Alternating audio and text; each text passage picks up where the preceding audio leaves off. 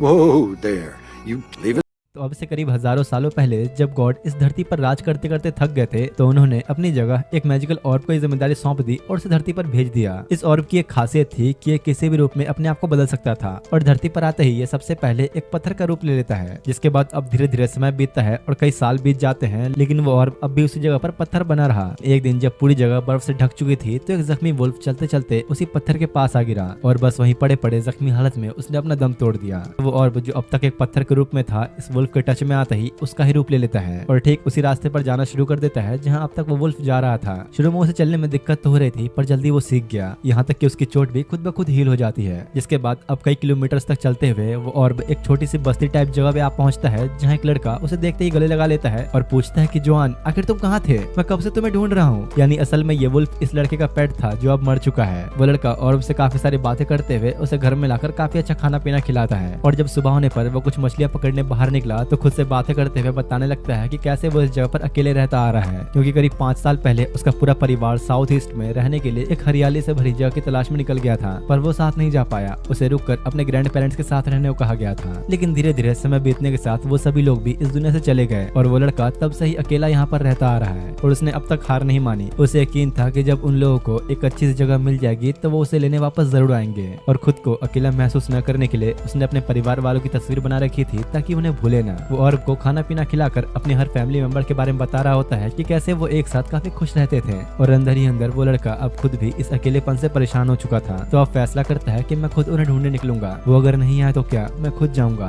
और को वैसे तो कुछ समझ नहीं आ रहा था कि एक लड़का आखिर क्या कह रहा है, पर वो फिर भी उसकी हर एक बात को बड़े ही ध्यान से सुनता। इसके बाद अगले दिन वो लड़का अपना सारा सामान बांधकर और को अपने साथ लेकर साउथ ईस्ट की तरफ निकल जाता है, उसी जगह की तलाश में जिसके बारे में उसने अब तक बस किस्से कहानियों में ही सुना था। चलते हुए रास्ते में उसे एक पत्थर के ऊपर निशान बना दिखता है जो देखो वो समझ जाता है कि शायद मेरे परिवार वालों ने ही बनाया होगा ताकि मैं इस जगह से निकल सकूं, और ये देख काफी खुश होता है। अब ऐसे ही इस बर्फ में सफर करते करते उसे कुछ दिन बीत जाते हैं जहां वो किसी तरह उन बर्फीले तूफानों का सामना करते हुए अपनी रात गुजारता। वो लड़का उस हरी भरी जगह को देखने के लिए इतना एक्साइटेड था कि चलते चलते ऑर्ब को ही उस जगह के बारे में बताते हुए कहता है कि तुम्हें पता है वहाँ तो सब्जियों जैसा भी कुछ होता है और शायद कुछ मीठी चीजें भी होती हैं जिन्हें वहाँ के लोग फल कहते हैं। पता नहीं मैं ये सब कब देख पाऊंगा। वो अपनी एक्साइटमेंट में इतना खो चुका था कि गलती से उसका पैर एक टूटे बर्फ के टुकड़े पर पड़ जाता है जिससे अचानक वो पानी में गिर गया, पर किस तरह खुद को बाहर निकालकर ऑर्ब को ऐसा दिखाने लगता है कि जैसे वो तो बिल्कुल ठीक है, लेकिन असल में उसके पैरों पर एक गहरी चोट आई थी। पर इसके बावजूद ज्यादा ध्यान न देते हुए वो चोट पर एक छोटा सा कपड़ा बांधकर आगे बढ़ने लग जाता है। तेज बर्फीले तूफानों में भी वो लड़का बिना रुके चलता रहता और काफी लंबा चलने के बाद उसे एक और एरो का निशान दिखाई पड़ता है जिसपे एक क्रॉस का मार्क बना हुआ था और बगल में ही कुछ लकड़ी से बनी कार्ड्स डिस्ट्रॉय होकर पड़ी थी, यानी उसके परिवार वाले कभी इसके आगे जा ही नहीं पाए। उसके परिवार में से अब कोई भी जिंदा नहीं बचा था, जो देखो लड़का बुरी तरह टूट जाता है क्योंकि जिस जगह पर जाने के वो बचपन से सपने देखता आ रहा था वहाँ जाने का तो कोई रास्ता ही नहीं। साथ ही उसकी चोट भी और गहरी होती जा रही थी, जो देखो लड़का हार मान के वापस जाने का फैसला करता है और दोबारा उतना ही लंबा रास्ता तय करते हुए ऑर्ब के साथ वापस निकल जाता है जहाँ वो तो अब मुश्किल से ही चल पा रहा था। और इन कई दिनों के सफर के बाद वापस घर आने तक चोट की वजह से उसका शरीर काफी ज्यादा कमजोर हो चुका था। वो समझ गया था कि वो अब ज्यादा जी नहीं पाएगा, पर फिर भी अपने वुल्फ यानी कि ऑर्ब का ख्याल रखते हुए किसी तरह खुद को संभालने की कोशिश करता है। लेकिन एक रात सोते हुए वो अचानक ही बेड से गिर जाता है और उसे उठाने के लिए जाता है और तब उस लड़के को बात समझ में आ चुकी थी कि अब वो बच नहीं पाएगा। चोट इतनी ज्यादा गहरी हो चुकी थी कि उसके शरीर में अब थोड़ी भी ताकत नहीं बची, पर फिर भी किसी तरह कोशिश करते हुए वो अपनी चेयर पे जाकर बैठता है जहाँ उसने अपने सारे परिवार वालों की तस्वीरें बनाई थी और अपने वुल्फ जॉन का नाम पुकारते हुए उसे कहता है कि प्लीज चाहे कुछ भी हो जाए तुम मुझे भूलना मत और यही मेरी आखिरी विश है। अपनी आखिरी सांसें गिनते हुए वो लड़का सब कुछ इमेजिन करने लगता है कि फाइनली वो अपने परिवार से मिल ही गया और फिर उनके साथ वहीं रहने लगा। उसकी सांसें अब पूरी तरह से चलना बंद हो चुकी थी,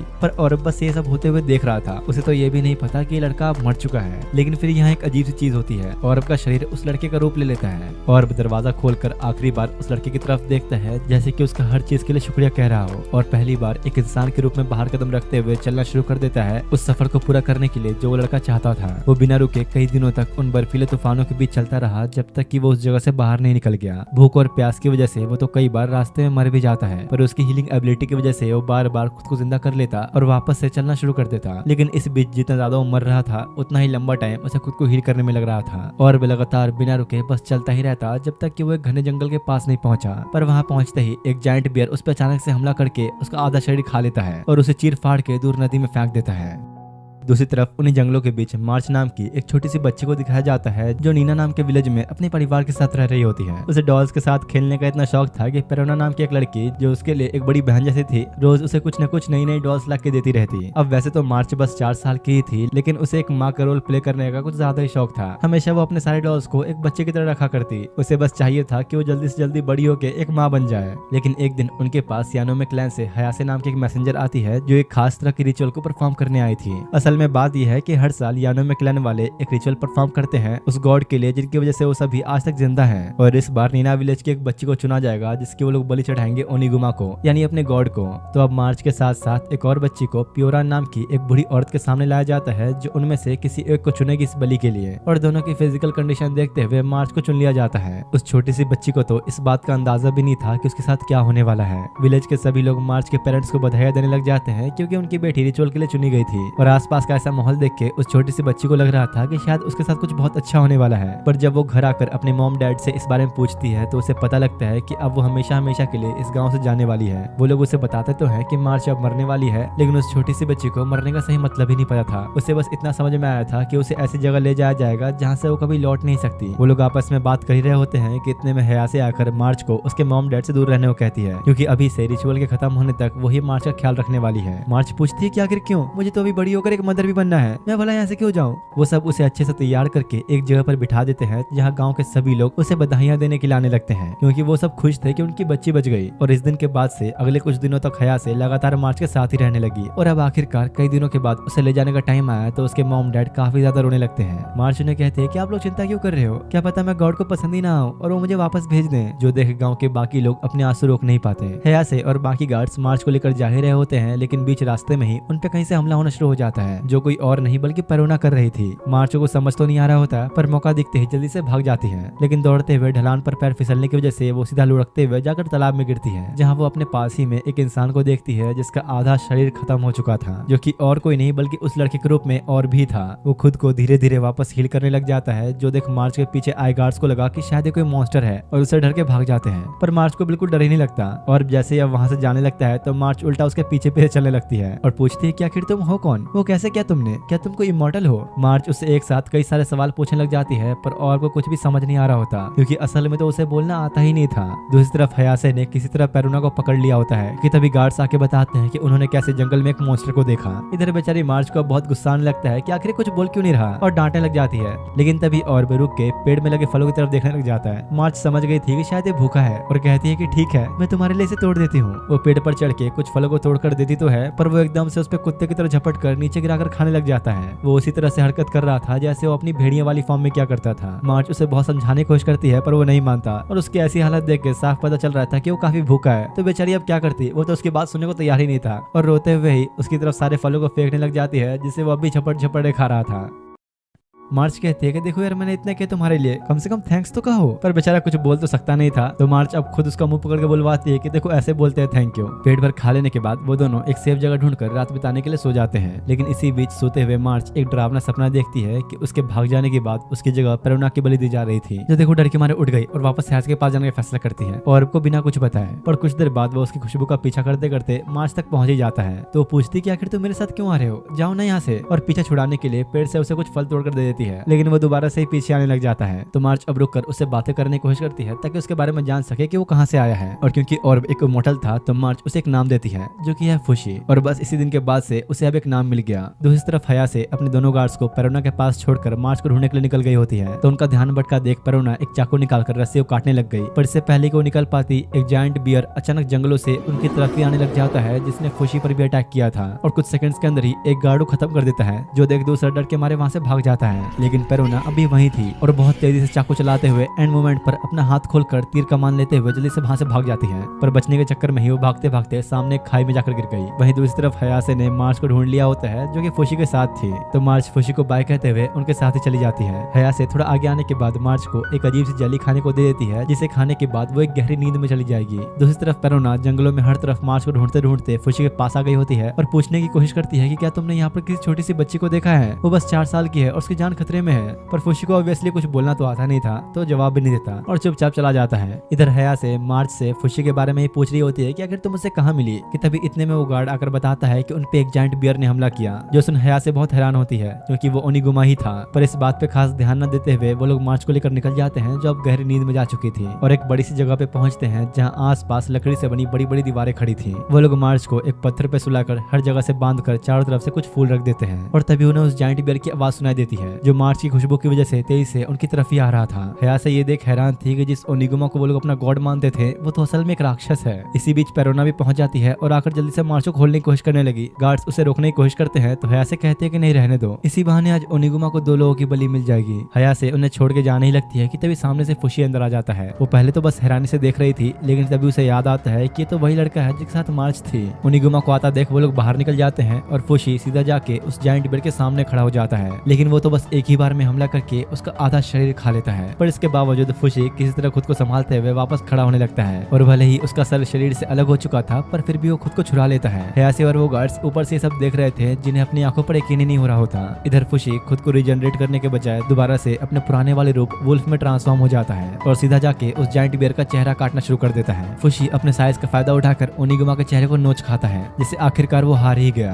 हयासे को ये देख यकीन नहीं हो रहा होता कि क्या सच में कोई ओनिगुमा को भी हरा सकता है। लड़ाई खत्म होते ही वो लोग पेरोना के पास जाते हैं जहाँ मार्च भी अब जाग चुकी थी। हयासे कहती है कि अब तुम्हारे पास बस 2 ही रास्ते हैं, या तो मेरे साथ यानो में विलेज चलो या फिर यहीं मरो, क्योंकि अगर उसने पेरोना और मार्च को वापस जाने दिया तो हर जगह ओनिगुमा की खबर फैल जाएगी। और तब मार्च को पता लगता है कि इस वुल्फ ने उसे बचाया, जो देख वो खुश होकर उसे एक फल देती है, जो खाने के बाद फुशी पहली बार अपने मुंह से थैंक यू बोलता है, जो उसे मार्च ने ही सिखाया था। हयासे उन दोनों के साथ साथ फुशी और ओनिगुमा को भी यानो में ले जा रही होती है। वहीं सोते सोते पेरोना को अपने बचपन का एक सपना आता है, जहाँ कुछ साल पहले ठीक मार्च की तरह पेरोना को भी बलि चढ़ाने के लिए चुना गया था, लेकिन उसकी बड़ी बहन ने उसे बचाने के लिए पेरोना को लेकर एक पेड़ के नीचे छुपा दिया और वापस विलेज चली गई। और उसके बाद पेरोना के ना मिल पाने की वजह से उसकी बड़ी बहन को ही बलि चढ़ा दिया गया, जिस वजह से उसके माँ बाप के साथ साथ गाँव वालों ने कभी उसे अच्छा बर्ताव नहीं किया। इसलिए पेरोना को लगता है कि शायद जो उसके साथ हुआ वही वो मार्च के साथ भी करने वाली थी। वो भी समझ गई थी कि अब उनका विलेज में वापस जाना ठीक नहीं। पेरोना देखती है कि उनके साथ साथ वही बूढ़ी औरत भी बैठी थी जिसने मार्च को इस रिचुअल के लिए चुना था। तो उसके पूछने पर पता लगता है कि असल में प्योरान को सालों से एक कैदी बनाकर रखा था, क्योंकि ये यानोमे वाले असल में बहुत कमीने और लालची हैं। हमेशा से ही उनकी नजर नीना विलेज के जमीन और दौलत पे थी, इसलिए उन्होंने इस रिचुअल के बहाने नीना विलेज के साथ दोस्ती बना ली, जिसके बदले में नीना विलेज उन्हें काफी सारे पैसे और खाने का काफी सारा सामान तोहफे में देता। इसलिए ये लालची यानोमे वाले सालों से इस प्रथा में हिस्सा लेते आ रहे हैं। लेकिन इसके बावजूद अभी कुछ नहीं बदला। नीना में रहने वाले वो बुजुर्ग और बेवकूफ लोग अभी ओनिगुमा पर यकीन करते हैं। अगर कोई उन्हें जाके बताए भी कि उनका ओनिगुमा जिसे वो एक गॉड मानते थे वो अब नहीं रहा, तो मानने को ही तैयार नहीं होंगे, और इसी बात का यानोमे अब तक फायदा उठा रहे हैं। अब कुछ देर बाद वो लोग एक नदी के पास थोड़ा आराम करने के लिए रुकते हैं, जहाँ मार्च फुशी को एक वुल्फ समझ के उससे बातें कर रही होती है। पर जैसे ही पानी पीते वक्त उसने नदी में खुद का चेहरा देखा तो उसे वही बिना नाम वाला लड़का याद आ जाता है जिसने मरते वक्त उससे कहा था कि प्लीज मुझे कभी मत भूलना। बस एक झलक अपने सामने देखते ही फुशी अपने उसी वाले रूप में वापस आ जाता है। मार्च खुश होती है कि फुशी अब तक तुम थे,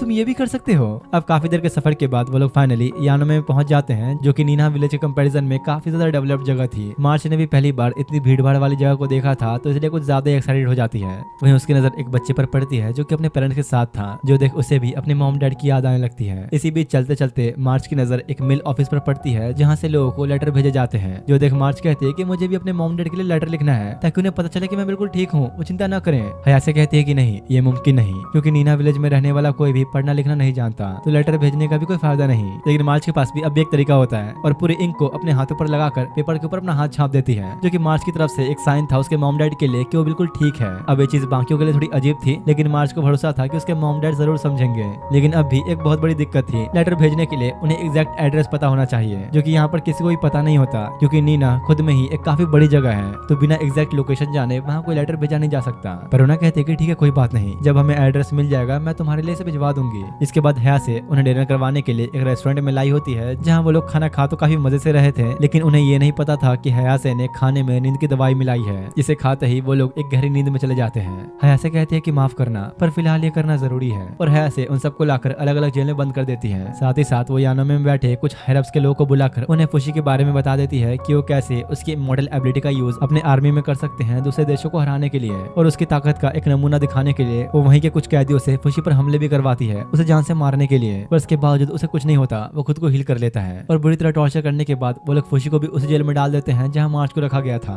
और ठीक उनके ही ऊपर पेरोना भी जेल में बंद थी, जो मार्च को देख कहती है कि तुम्हें आसपास जो भी चीजें दिख रही हैं उसे एक रस्सी से बांधकर ऊपर भेजो, शायद हमें कुछ काम का मिल जाए। मार्च भी ठीक ऐसा ही करती है और वहीं पास ही में मिले एक तीर और बाकी की कुछ चीजों को इकट्ठा करके रस्सी में बांधकर पेरोना के पास पहुंचा देती है। उसका प्लान था कि जैसे ही वो लोग बाहर निकलेंगे वो ओनिगुमा की आंखों को निकालकर मार्च को लेकर अपने विलेज में वापस चली जाएगी, ताकि वहाँ के लोगों को ये दिखा सके कि ओनिगुमा मर चुका है, ताकि फिर दोबारा कभी किसी बच्चे की बलि न चढ़े। इधर फुशी वापस अपने वुल्फ वाले रूप में आकर एक बड़ा सा गड्ढा बनाना शुरू कर देता है जो सीधा उस जगह पे जाके निकलता है जहाँ पर ओनिगुमा कैद में था। मार्च भी उसके पीछे पीछे आ जाती है और उन्हें वहाँ घूमता देख हया से पकड़ लेती है और कहते हैं कि चलो अच्छा है, अब जब तुम लोग यहाँ आ ही गए तो मेरा एक काम आसान हो गया, और मार्च को ओनिगुमा का ख्याल रखने के लिए कहकर चली जाती है। अब भले ही ओनिगुमा ने अब तक कई सारे लोगों को मारा, पर मार्च का मानना है कि इसमें उसकी कोई गलती नहीं, इंसानों ने ही उसे इतना दर्द दिया कि वो भी मजबूर था और खुद की जान बचाने के लिए अनजाने में ही लोगों को मारता रहा। मार्च उसके पूरे शरीर की साफ सफाई कर रही होती है और फुशी दूर से खड़ा ओनिगुमा को देख रहा होता है, लेकिन तभी थोड़ा होश में आकर ओनिगुमा कुछ बोलने की कोशिश करता है, जो देख के ऐसा लग रहा था कि जैसे मानो मार्च को शुक्रिया कह रहा हो, और बस इसके अगले पल आखिरकार उसकी मौत हो जाती है। दूसरी तरफ पेरोना अपने प्रिजन से निकलकर उतरते हुए स्टोर रूम में पहुंचती है, लेकिन इसी बीच एक गार्ड उसे देख लेता है और इससे पहले कि वो कुछ कर पाता पेरोना आसानी से बेहोश कर देती है और खुद को छुपाने के लिए उसके गार्ड्स वाले कपड़े पहनकर मार्च को छुड़ाने के लिए पहुंच जाती है।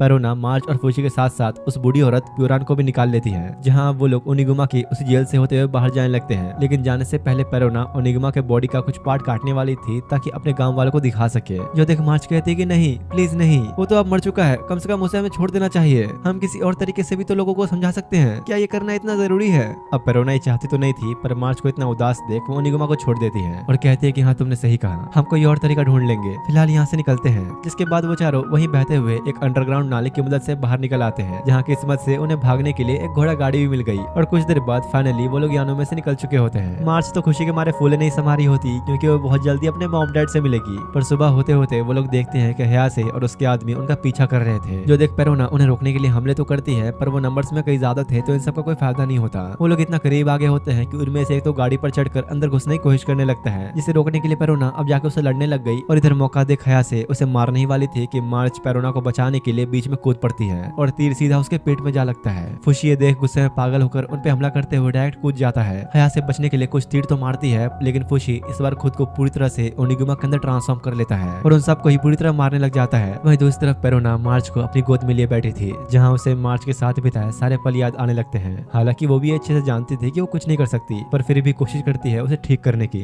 पेरोना कहती है कि मार्च देखो हो गया, बस थोड़ा और इंतजार और फिर सब ठीक हो जाएगा। पेरोना बस कोशिश कर रही थी कि वो अपने इमोशंस को किस तरह छुपा सके कि तभी उसकी नजर पत्तों पे लिपटे कुछ राइस बॉल से पड़ती है, जो मार्च ने बचा कर रखा था ताकि पेरोना को एक तोहफे के तौर पर दे सके उसकी जान बचाने के लिए। मार्च थोड़ा बहुत होश में आकर पेरोना से अपने पेरेंट्स और फुशी का ध्यान रखने के लिए कहती है और बस अपने कुछ आखिरी शब्द कहते ही वहीं दम तोड़ देती है। पेरोना मार्च को उठाकर गाड़ी से कूद गई और फुशी के पास जाकर कहती है कि बस अब तुम रुक जाओ। मार्च अब नहीं रही। फुशी को अब तक समझ तो नहीं आया होता कि आखिर उसे हुआ क्या, लेकिन पेरोना की हालत और मार्च को इस तरह देखकर उसके अंदर के इमोशंस बाहर आ जाते हैं। वो भी अंदर से काफी दुखी हो चुका था। उनके सामने ही हया से बुरी तरह घायल पड़ी होती है, जो देख पेरोना एक चाकू उठाते हुए उसकी तरफ बढ़ने लगती है, लेकिन उसे मारने के बजाय उसे खुद को मारना ज्यादा सही लग रहा था। पर तभी मार्च की सोल को दिखाया जाता है, जो कि बिल्कुल भी नहीं चाहती थी कि पेरोना ये करे, और फुशी भी कहीं ना कहीं उस दर्द को फील कर रहा था, तो पेरोना को उसी वक्त रोक लेता है और अब ओनिगुमा में ट्रांसफॉर्म होकर पेरोना को अपने पीठ पर बिठाते हुए रीना विलेज की तरफ निकल जाता है। इधर गाँव वाले जैसे ही जंगलों के बीच से एक जायंट बियर को अपनी तरफ आता हुआ देखते हैं तो काफी डर गए होते हैं, पर जब उनकी नजर पेरोना पे पड़ी तो वो बहुत ही हैरान होते हैं कि आखिर ये यहाँ पर क्या कर रही है। पेरोना उतरते हुए मार्च के पेरेंट्स के पास जाती है और इससे पहले कि वो कुछ सवाल करें, वो उन्हें मार्च का छोड़ा हुआ वो लेटर दिखाती है जिसमें उसके हाथों के निशान बने थे। उन्हें यकीन नहीं होता कि मार्च अब नहीं रही और खुद को ही कोसने लग जाते हैं कि हमने उसे बचाने का भी कोशिश नहीं की, बस मरने के लिए छोड़ दिया, और पेरोना का शुक्रिया अदा करते हैं मार्च का ध्यान रखने के लिए। इसी बीच गाँव का एक आदमी आके बताता है कि हया से कुछ सैनिकों के साथ हमारे विलेज की तरफ ही आ रही है, हमें जल्दी कुछ करना होगा। जो सुनते ही पेरोना समझ गई कि वो जरूर फुशी के पीछे पड़ी है और उसे कहती है कि प्लीज अभी तुम यहाँ से चले जाओ, तुम्हें जाना ही होगा। फुशी पूरी तरह से तो नहीं, पर पेरोना के इमोशंस देखकर समझ गया था कि वो क्या कह रही है और न चाहते हुए भी चला जाता है ताकि उसकी वजह से विलेज के लोगों को नुकसान न पहुंचे। पेरोना जल्दी से एक बड़े से टावर पर पहुंचती है, जहां कुछ दूरी पर हया से फुशी को पकड़ने के लिए उस पर हमला करने वाली थी, लेकिन इसी बीच पेरोना टावर पर खड़े खड़े ही तीर से हमला करती है, जो जाके सीधा हया से के हाथों में लगता है और हंसते हुए पेरोना की तरफ देखती है जैसे कि मानो उसे चैलेंज कर रही हो। दूसरी तरफ यहाँ फुशी ने अपने एक नए सफर की शुरुआत कर दी होती है। अपनी मंजिल जाने बिना वो कई दिनों तक बस जंगलों में घूमता रहता। जब भी उसे भूख लगती तो फुशी पेड़ पर चढ़ने के लिए मार्च का रूप ले लेता और कई सारे फलों को तोड़कर खाने लगता। यहाँ पर मैं बता दूं कि फुशी सिर्फ उनका ही रूप ले सकता है जिनसे वो पहले मिला हो और वो अब इस दुनिया में नहीं रहे। ऐसे ही आप जंगलों में काफी दिनों तक घूमते फिरते अचानक फुशी को एक जानी पहचानी से आवाज आती है और जब वो जाके देखता है तो ये वही बूढ़ी औरत प्योरान थी जो किसी तरह यानो में इसके टाउन से बाहर निकल गई है। फुशी उस घोड़ा गाड़ी के अंदर देखने जाता है तो उसे मार्च के खून के निशान मिलते हैं जो देखो काफी ज्यादा उदास हो जाता है। पहले तो प्योरान को लगा कि शायद ये मार्च है पर फिर उसे याद आया कि तो फुशी ही है और वो उससे पेरोना के बारे में पूछने की कोशिश करती है पर वो बिना कोई जवाब दिए चुपचाप जंगल की तरफ निकल जाता है। जो देख प्योरान भी दौड़ के पीछे पीछे आने लगती है। उसने फैसला कर लिया था कि अब वो फुशी के साथ ही रहेगी और दोनों बस कई घंटों तक जंगलों में चलते ही रहते हैं बिना कुछ खाए पिए। लगातार 2 दिनों तक चलने के बाद प्योरान की हालत काफी ज्यादा खराब हो चुकी थी, यहाँ तक कि वो तो भूख की वजह से फुशी के पैरों को ही खाने लग जाती है। वो तो भूख की वजह से बिल्कुल पागल हो चुकी थी। तो अब उसकी भूख मिटाने के लिए फुशी मार्च का रूप लेकर पेड़ पे चढ़ के कुछ फलों को तोड़कर ऐसे ही फेंकता है जैसे मार्च उसे फेंक कर दिया करती थी। अब ऐसे ही कुछ समय तक जंगलों में आगे बढ़ते हुए प्योरान को एक बोर्ड के ऊपर इस जगह का मैप बना दिखता है। जो देखो पूरे मैप को एक कागज पर उतारने लगती है ताकि रास्ता न भूले। लेकिन फुशी को ये चीज कुछ ज्यादा ही अच्छी लगती है और ठीक प्योरान की तरह ही कागज पे कुछ ड्राइंग्स बनाने लगता है। उसकी एक्साइटमेंट देख वो अब लकड़ी की मदद से जमीन पर उसे अपना नाम लिखने का तरीका बताती है और समझाने लगती है कि हर एक शब्द को कैसे बोला और लिखा जाता है, जिसे देख फुशी भी अपना नाम बोलते हुए लिखने की कोशिश करने लगता है। प्योरान कहती है कि चलो ठीक है, तुम चाहो तो मैं तुम्हें पढ़ना लिखना और बोलना सिखा सकती हूँ और इसके लिए तुम्हें मेरी बातें माननी होंगी। और इसके बाद से ही फुशी कई दिनों तक प्योरान के साथ ही रहा जहाँ वो उसे हर चीज सिखाती है एक छोटे से बच्चे की तरह, क्या जरूरी है क्या नहीं और इंसान क्या करते हैं, बोलना और पढ़ना लिखना। वक्त बीतने के साथ साथ फुशी इन सब चीजों को समझने लगा। कुछ हफ्तों बाद फाइनली वो लोग एक विलेज में पहुंचते हैं जहाँ पर कई सारी बोट्स किराए पर मिलती हैं। तो वो लोग भी अपनी एक बोट लेकर समुद्र में एक दूसरे आइलैंड के लिए निकल जाते हैं। पर अब क्योंकि फुशी थोड़ा बहुत बोलना सीख चुका था तो प्योरान उससे पूछती है कि आखिर तुम कहाँ से हो। पर असल में तो फुशी को खुद भी इस बात का जवाब नहीं पता। उसे बस इतना याद है कि जब उसने पहली बार एक भेड़िया का रूप लिया था तो एक अनजान लड़के ने, जिसका उसे नाम तक नहीं पता, वही उसकी कई दिनों तक देखभाल करता रहा और हमेशा उसे अपने पास रखा।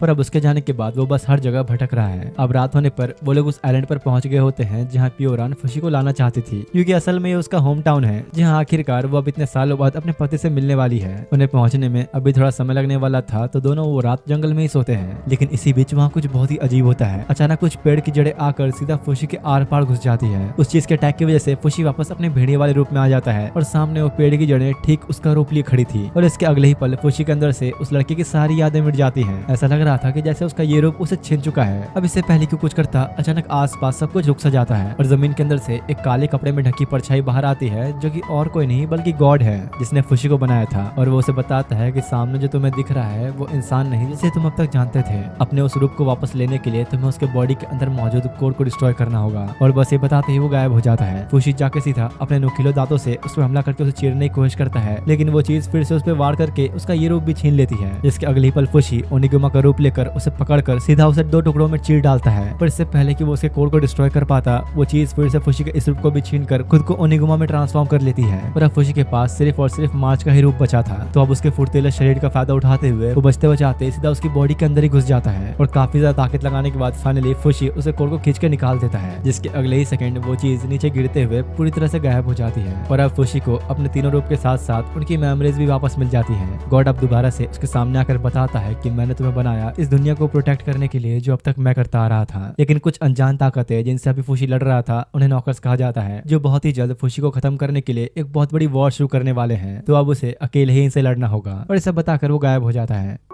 जिसके बाद अगली सुबह प्योरान फुशी को लेकर अपने घर पहुंचती है जहाँ कर वो बहुत खुश थी और अपने पति को आवाज देते हुए अंदर चली जाती है। तभी वहीं फुशी की नजर गुगु नाम के एक छोटे से बच्चे पर पड़ती है जिसने एक अजीब सा मास्क पहन रखा था और उन दोनों का स्वागत करता है। और अब इसके बाद हमें सीधा पास्ट का सीन दिखाया जाता है जहाँ गुगु नाम का वही बच्चा अपने बड़े भाई शिन के साथ जंगलों में रहा करता था। वो लोग जंगलों के बीच बस एक टेंट में रहते थे, इसलिए उन लोगों का सपना था जल्दी इस गरीबी से बाहर निकलकर एक बड़े से महल में रहना। और पैसे कमाने के लिए वो लोग एक किसान के साथ काम किया करते थे जहाँ उनका काम था ताजे ताजे फलों को बाजार में बेचने का। और इसी बीच गुगु हमेशा एक लड़की को देखता जो कि एक बहुत अमीर इंसान की बेटी थी जिसे वो काफी ज्यादा पसंद भी करता था, पर शर्म के मारे आज तक उसे बात नहीं कर पाया। ऐसे ही एक शाम जब वो काम खत्म करके वापस घर की तरफ आया तो देखता है कि यहाँ कुछ लड़के उसके बड़े भाई से कुछ बातें कर रहे हैं। गुगु को लगा कि शायद ये बस उसके दोस्त होंगे, लेकिन अंदर आकर जैसे ही उसने अपना सेविंग्स बॉक्स चेक किया जिसमें वो और उसका भाई हमेशा अपने कमाए हुए पैसे जमा करते थे, तो आज उसमें से थोड़े पैसे गायब होते हैं। गुगु शिन से इस बारे में पूछता है तो बात को टालते हुए कहता है कि तुम मुझ पर ही शक कर रहे हो, तुम्हें क्या लगता है कि मैंने चोरी किया है, मैं ऐसा क्यों करूंगा भला। जो सुन गुगु को लगता है कि शायद किसी और ने उनके पैसे चुराए होंगे, इसलिए अब वो बॉक्स को एक पेड़ के ऊपर छुपा देता है। अगले दिन जब वो दोबारा मार्केट में सब्जियां बेचने आया होता है तो एक प्यारा सा खोया हुआ पपी उसके पास आ जाता है। गुगू कहता है कि अरे वाह, तुम तो कितने प्यारे हो, पर आखिर तुम हो किसके? इतने में उसकी नजर वही ग्रीन बालों वाली लड़की पर पड़ती है जो अपने पपी को ढूंढ रही थी। तो गुगू अब उसके पास जाके पपी को वापस कर देता है। जो देखो, वो लड़की भी काफी खुश हो गई थी और कहती है कि तुमने मेरी हेल्प की, तो इसके बदले तुम मेरी तरफ से ये ले लो। वो गुगू को अपनी एक बहुत ही कीमती रिंग दे देती है, जिसे बेचने के बाद उसे जिंदगी में कभी दोबारा सब्जी बेचने की जरूरत नहीं पड़ेगी। बेचारा तो शर्म के मारे टमाटर जैसा लाली हो जाता है और खुशी से झूमते हुए जब गुगू शाम को घर वापस आता है तो आसपास कहीं पर भी उसे अपना बड़ा भाई शिन नहीं दिखता। और जैसे ही जाकर वो अपना सेविंग्स बॉक्स चेक करता है तो उसे पता लगता है कि उसका बड़ा भाई सारे पैसे लेकर भाग चुका था। उसे और ज्यादा पैसे कमाने थे ताकि ऐसी जिंदगी दोबारा न जीनी पड़े। ये सब बताते हुए उसने गुगू के लिए एक लेटर भी छोड़ा था। जो देख गुगू अब भी इस बात पे विश्वास नहीं कर पा रहा होता कि उसके भाई ने उसे धोखा दिया। वो बस उसके इंतजार में यही सोचता रहता कि वो आज लौटेगा या शायद कल लौटेगा। पर उस दिन के बाद शिन दोबारा कभी वापस नहीं आया, जिससे गुगू अब पूरी तरह से टूट चुका था। यहाँ तक कि वो एक दिन उस लकड़ी से बने ट्रैक पर कूद कर अपनी जान लेने का भी सोचता है। पर जैसे ही एक छोटी सी मालगाड़ी वहां से गुजर रही थी, एक बहुत बड़ा